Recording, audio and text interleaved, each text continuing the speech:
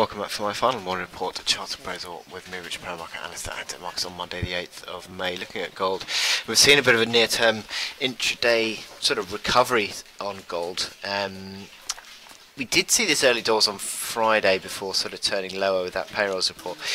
But now we are seeing a bit of an unwinding move that seems to be taking hold. You had that sort of doji candle on Friday and gains today, which suggests that there is support now around that sort of 12.25 area, which has basically been captured the lows of the sort of last three sessions. Certainly if the market sort of maintains its recovery today. Momentum indicators mildly ticking higher. I mean, I'd still be sort of concerned about another lower high really, and the overhead supply and resistance around 1240 being your main first line of resistance. And then the market would need to sort of start to seriously gain traction to the upside to suggest a recovery is in process. For now, you've got a little bit of a base pattern that is just completing on the hourly chart.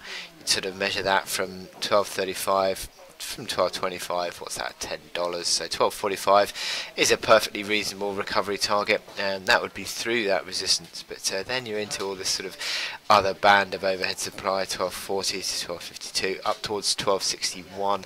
The old key lows from the range.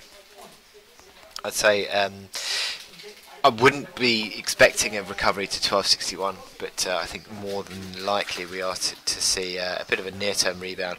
Now, you sort of watching the momentum indicators; they are still just unwinding the oversold sort of momentum on the hourly chart, but that could turn into something more important, more interesting. But for now, it's just a little bit of a bear market rally, and that's what we're sort of seeing in gold today. But if it closes higher on the day today, then that would obviously add to a degree of recovery potential.